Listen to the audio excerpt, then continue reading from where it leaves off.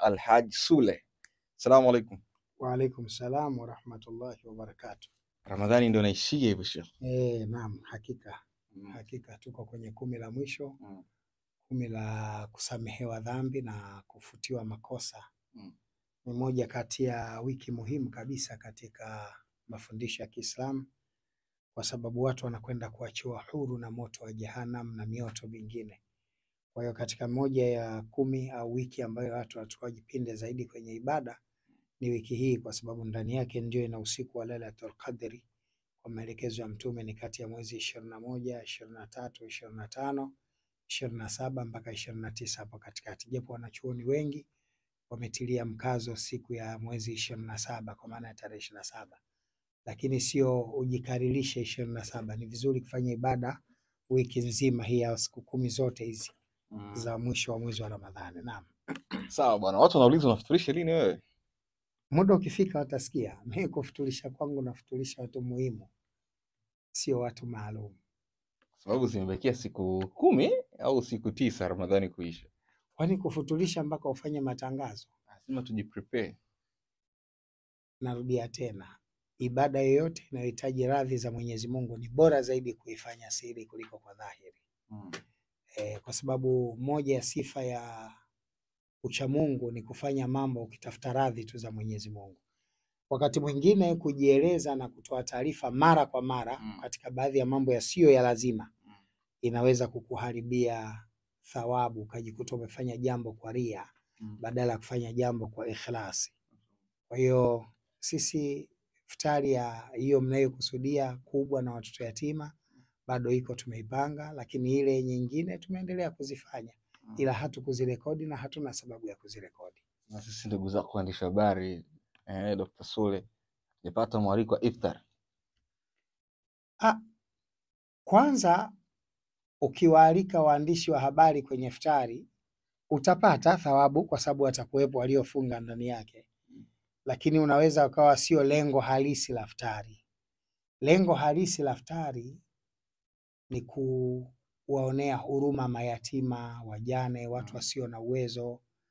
Na ndio maana wazee wetu wa miaka ya nyuma, Ilala hii katika miaka ya 70 na 80, wale wanaojua maeneo haya Ilala, iftari zilikuwa zinafutuliwa barazani. Yani katika mtaa, kila mtaa watu wanatandika majamvi, nyumba 15, 20 wanaweka iftari pale wanafuturu. Lengo ni kumsaidia anayepita njia ambaye amechelewa na hawezi kupata mahali pa kufuturu, apate pa kufuturu. Lakini zile nyumba ambazo uchumi wao uko chini wasijisikie unyonge na wenyewe waje wafuturu. Ndio maana huyu alikuwa analeta magimbi, huyu alikuwa analeta mihogo, yule analeta ntambi, yule analeta nyama, yule analeta maharage, yule analeta hiki. Mnatandika katika mitaa mbalimbali. Miaka ya karibuni kama 2 mitatu, kuna taasisi ama mtu mmoja aliwahi kufanya aina hii iftari hapa Ilala. Lakini iftari ambayo Mtume sallam ameifundisha na kuielekeza haswa watu wanatakiwa ifuturu ni ile iftari ya kumlazimu mtu kufuturisha watu ambao wana uhitaji maalum, na ndio lengo la kufuturisha hasa. Otherwise wewe unafuturisha majirani zako ambao huna haja ya kupiga debe kupeleka mitandaoni, kwa sababu unawafuturisha jirani zako ni watu wa karibu yako, na wewe unatafuta radhi za Mwenyezi Mungu, sio kuonekana kwa watu.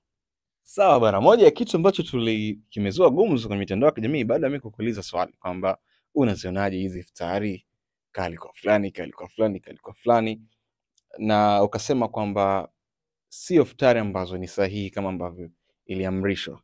Sijasema sio iftari sahihi. Ulijaribu kuweka sawa. Nimezungumzia sio lengo la iftari. Kuwa sahihi ni sahihi kwa sababu si unafuturisha. Lakini lengo la iftari hasa linakuwa halitimii. Watu maarufu wengi, wafanya biashara wengi, taasisi nyingi, watu maarufu wengi wanafuturisha kwa kutafuta kiki, sio radhi za Mwenyezi Mungu. Okay. Yani hilo sitafuni maneno, nitaendelea kurudia tu. Naomba nisome hii comment. Baada ya kuna comment tena kukuuliza hilo swali, tukaona Diamond amefuturisha watu wengi mashuhuri na akazindua biashara yake, lakini pia kulikuwa kuna malalamiko kwa mama ambao walikuwa kwa nje kwamba tulipata mwaliko kwamba unafuturisha ukakaribisha watu wote waje hapa, lakini cha ajabu sisi tumezuiwa kuja baada ya mama kuwa na mwaliko wa iftari kwamba ndugu zangu Islam karibuni kwenye kuftari, lakini pale kwa kuna gate pass, ili uweze kuingia kuftari lazima uwe mtu maalum ambaye umealikwa pale. Hilo la kwanza. Hebu tuanze hilo kwanza. Hebu rudia, kina mama wamefanyaje? Diamond alifturisha watu Kwa maana ya iftari ya Wasafi. Tunamaanisha iftari ya Wasafi. Watu waliingia kwa gate pass pale, yani kwamba ile una scan codes wanaingia nini, wale watu mashuhuri. Kulikuwa kuna mama wako nje. Walizuiwa kuingia ndani, wakatoa malalamiko yao kwamba tumekaribishwa Nasibu, kwamba sisi tuje, tumeona katika mitandao, tumekuja kwenye ibada ya kuftari hapa kwako, lakini tumezuiwa. Lakini pia kwenye iftari Diamond ndani watoto wa timu walikuwepo, to be honest, na aliwapa bahasha. Hatujui kwenye bahasha kulikuwa kuna nini, tumpongeze kwa hilo. Je, kulikuwa kuna makosa kwamba watu kukaribishwa lakini wakazuiwa kwa sababu kuna watu special wataka kuingia ndani? Hakukuwa na makosa. Unajua sio kila ni kila kitu, na sio kila wote ni watu wote. Natoa mfano.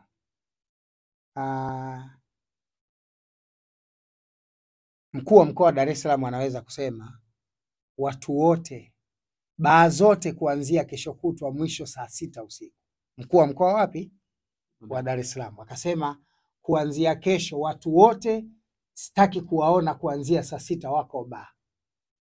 Hii wote itakuwa inawagusa watu wa Morogoro? Hapana. Wa Mwanza? No. Wa Songea? No. Kwa hiyo sio kila wote ni wote. Inawezekana kwenye mtandao ilikuja nyote mnakaribishwa, lakini anamaanisha nyote mlioalikwa, invitees, wale waliokusudiwa. Hawa waliosikia tu kwenye mtandao na wao wakafunga safari, hawana hata kadi, kwanza wajui principles za mwaliko. Hao nao wapenda kula tu. Diamond alikaribisha Waislamu wote. Baadaye tukaona invitees labda akajua Waislamu wote hawezi kuwakaribisha, kwa sababu akiwakaribisha Waislamu wote manake mpaka dunia nzima, neno wote litagusa Waislamu wa dunia nzima, au itagusa Waislamu wa Tanzania nzima, au itagusa Waislamu wa mkoa wa Dar es Salaam wote. Dar es Salaam kuna zaidi ya watu wa milioni 9. Waislamu wanakadiriwa karibu milioni 7 au 6. Sasa unataka kuniambia watu milioni 7 wataingia kwenye ukumbi mmoja wakafuturu? Inawezekana?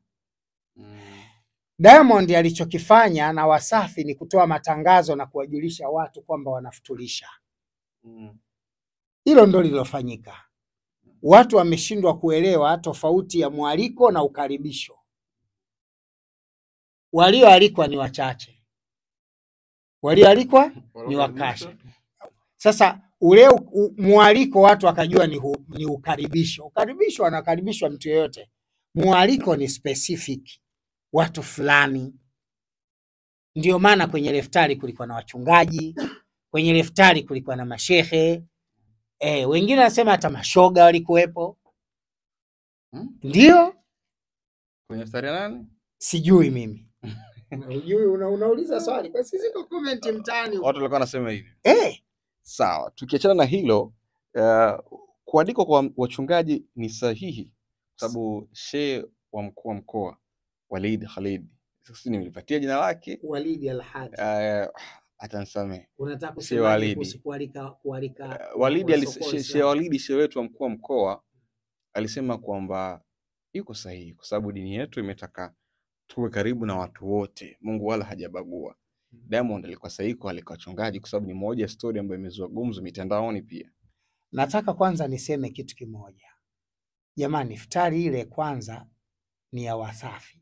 Wasafi ni kampuni na ina mahona wake. Sidhani kama Wasafi hona wake pekee ni Nasibu. Wasafi na hona zaidi ya mmoja. Ndo kanuni ya makampuni Tanzania. Kualika wasio Waislamu katika iftari au chakula kwa mujibu ya sheria ya dini haikatazwi. Muislamu anaweza kumwalika Muislamu na anaweza kumwalika asiye Muislamu kwenye chakula chake. Iftari ina nafasi mbili. Imeitwa iftari kwa sababu ni chakula cha kufungulia baada ya saumu. Kwa hiyo inakuwa iftari pale anapokula mtu aliyefunga. Inakuwa iftari pale anapoanza kula mtu aliyefunga. hapa unapata thawabu za kumfuturisha mfungaji, na mfungaji sharti awe Muislamu, na mfungaji Muislamu anaruhusiwa kufuturishwa na hata asiyekuwa Muislamu. Sheria haikatazi Mkristo kumfuturisha Muislamu ikiwa tu chakula anachofuturishwa Muislamu huyu aliyefunga ni cha halali. Imeeleweka sawa sawa? Asiye Muislamu anapoalikwa kwenye chakula cha mfano wa iftari, anakuwa amealikwa chakula cha jioni, anakuwa hakufuturishwa, ila amealikwa kushiriki na watu chakula cha jioni. Kualikwa chakula cha jioni kwa asiyekuwa Muislamu kwenye chakula cha Muislamu sio haramu. Ndio kusema kwamba Diamond pamoja na Wasafi katika iftari yao kuwaalika wasiokuwa Waislamu akiwemo Mwamposa, sheria inaruhusu. Na wala watu wasitafute sababu eti kwa sababu kwa mujibu wa dini yake Mwamposa anajiita mtume ama anajiita nabii, kwamba kwa hoja hiyo tu hawezi kualikwa kwenye chakula. Hapana.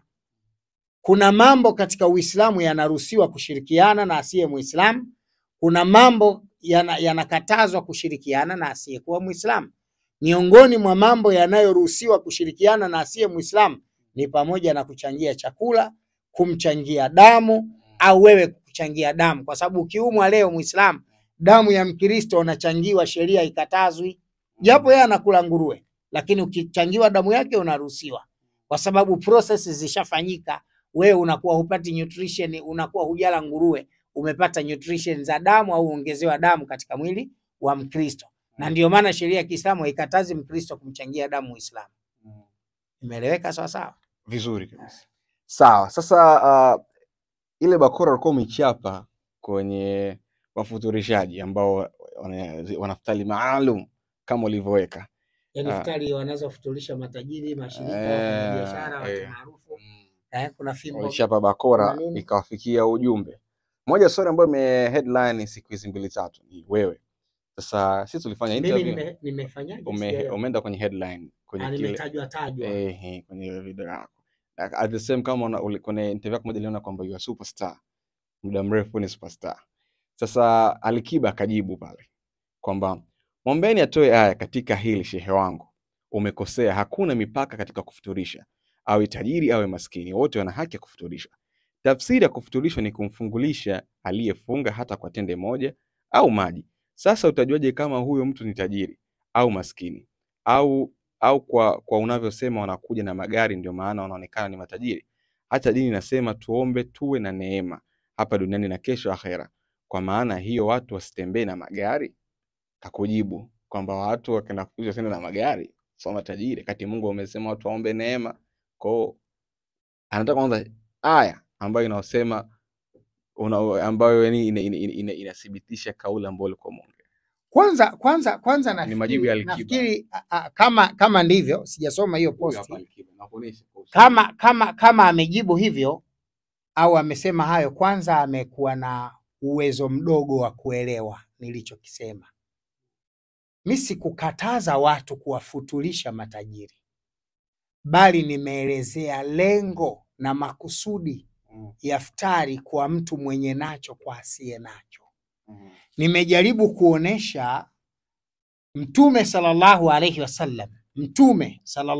wasallam katika maisha yake yote alikuwa akiomba dua amuweke pamoja na masikini, amfishe pamoja na masikini, na amfufue pamoja na maskini. Hii ni hadithi ya Mtume na ni dua alifanya Mtume na hakuiacha katika maisha yake yote. Maana yake kwamba Mtume sallallahu alaihi wasallam muda wake mwingi aliutumia kuwafanya maskini na wasio na uwezo kuwa ni wenye furaha.